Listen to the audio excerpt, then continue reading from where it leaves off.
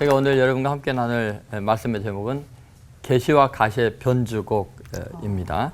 말씀은 갈라디아서 4장 13절에서 16절 말씀으로 함께 나누겠습니다. 고린도후서 12장에 그 계시와 가시에 대한 이야기가 깊이 이미 나와 있습니다.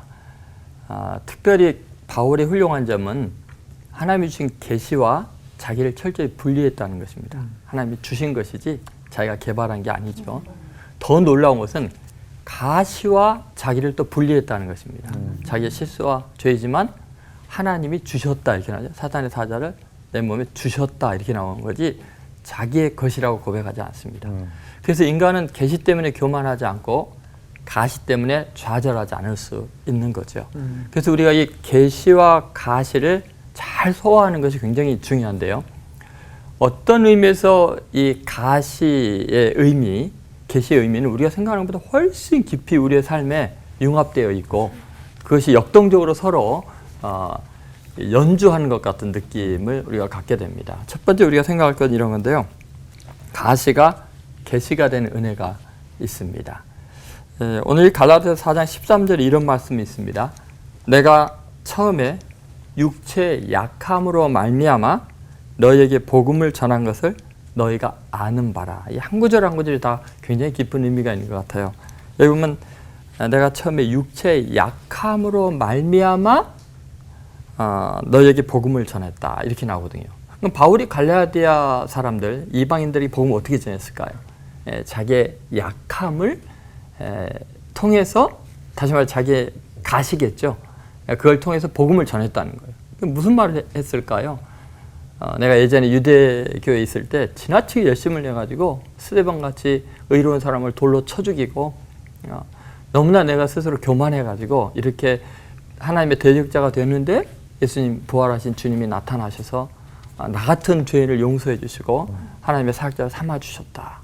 그러니까 자기의 그 약함, 죄성, 그 실수, 이 가시를 통해서 복음을 전한 것입니다.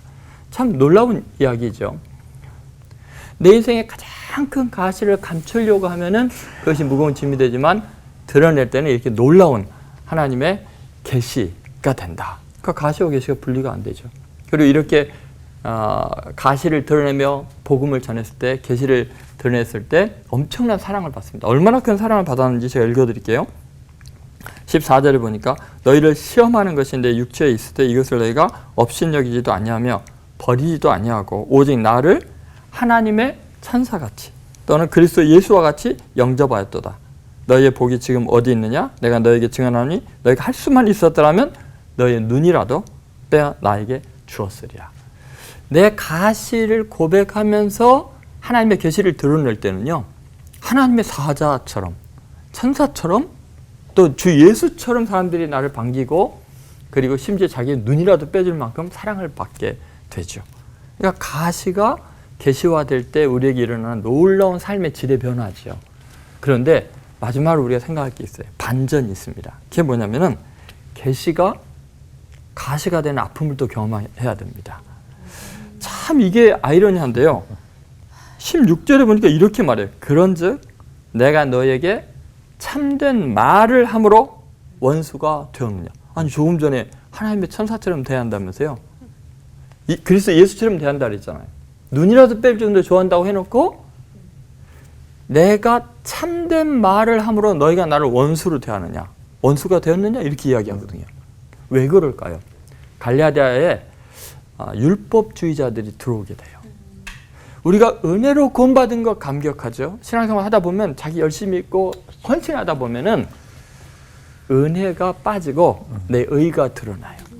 내 가시를 잊어버리고 계시만 생각해요. 그 순간에 계속해서 가시를 드러내는 복음의 진리를 전하면 우리는 죄인이고 오직 은혜로만 구원받지 행위로 자기 의로는 구원 못 받는다는 복음이 계속 전파되면은 반드시 원수가 되게 되어 있습니다. 우리 인간은요, 자기 의 조금만 틈만 나도 자기의 가시를 순간적으로 잊어도 자기 우상화에 빠지거든요. 그러면요, 복음 전하는 사람이 제일 꼴보기 싫습니다. 그렇게 내가 헌신했는데 그 헌신이 다 쓸데없대. 오직 은혜래. 예수 그리스도의 보혈 외에는 자랑할 것이 없다 그래요. 그러면 너무 화가 나죠. 그러니까 바울이 율법주의자가 들어오면서 원수가 되는 거죠. 그래서 바울은 가는 곳마다 핍박을 받습니다. 복음을 전하는데. 왜냐하면 인간은 하나님 대신 자기를 숭배하기를 원하기 때문에 그렇죠. 그래서 우리가 복음을 전할 때는 꼭 기억해야 돼요. 계시가 가시가 될 수도 있다. 계시와 가시의 변주고, 그것이 우리 인생의 모든 삶입니다. 그렇기 때문에 가시도 잊지 말고 계시도 놓치지 않는 귀한 삶이 되기를 주의 이름으로 축원드립니다. 기도하겠습니다. 하나님, 저희는 계시만 갈망했고 또 계시 받음으로 교만해졌었습니다. 그러나 가시가 없는 계시는 불가능함을 오늘 깨달아 알게 하셨고, 그 가시를 통해서 복음이 복음됨을 알게 하셔서 감사합니다.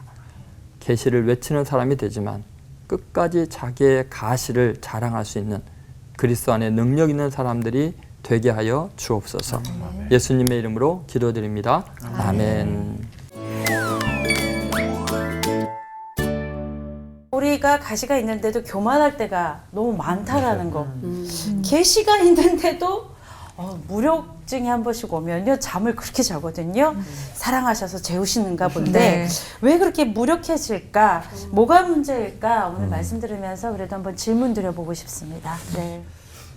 지금 여기 보니까 질문이 그렇지만 왜 우리는 가시가 있는데도 교만한가? 가시가 있는데도 교만하면 없으면 얼마나 교만할까? 그러네요. 어린 왕자의 그 장미 이야기를 들으면은 그 조그만 가시 때문에 굉장히 교만하거든요. 장미가. 나한테 오기만 하면 콱 찌른다. 자기 가시는 호랑이 발톱보다 세다, 뭐 이빨보다 세다, 뭐 이런 식으로 이야기를 해요. 근데 가시가 있는데 그 가시 때문에 겸손해지는 게 아니라 그 더 가시 돋쳐가지고 더 교만해질 수 있는 게 인간이죠. 인간은 항상 최악에서 더 최악으로 나아갈 수 있는, 악해질 수 있는 존재인 것 같아요. 그 정도 가시가 있으면 겸손해야 될 것 같은데 그 정도 가시인데 더 교만해. 그렇죠? 그런데 더 심각한 건 이런 거죠. 계시가 있는데 왜 약하고 무력할까? 근데 맞아요. 계시와 자기를 분리를 못하면요, 반드시 교만해지거든요. 하나님이 주신 건데 그렇죠. 이게 얼마나 교만해지냐. 예를 들면 엘리야 같은 경우요, 850대 1로 이겼어요. 그런데 정말 뭐 슈퍼맨처럼 뭐 마차 앞에서 막 달리잖아요. 그렇게 당당했던 사람이 도착했는데 이세벨이 당신 반드시 죽이겠다고 합니다. 그 소리 듣고는 좌절해가지고 뭐 완전히 파김치처럼 퍼져버린 사람이, 그러면 조금 전까지 그렇게 막 빗속을 달리고 850대를 이긴 사람이 이세벨이 잘 죽이겠다는 소리 예전에도 많이 들었거든요. 아하방이 맨날 잡아주기를 다녔고. 근데 왜 갑자기 똑같은 상황인데 갑자기 좌절할까? 왜냐하면 엄청난 계시를, 능력을 행했잖아요. 그리고 나서 뭘 착각했냐면 자기가 대단한 존재인데 아직도 나한테 이런 일이 있어야 돼? 교만한 거죠. 그래서 계시가 있어도 무력해지는 순간이 언제냐면은 계시와 자기를 혼동해서 교만해지면 그것처럼 사람이 이렇게 무력해지고 상처투성이가 될 수밖에 없는 거죠. 그런 것 같습니다.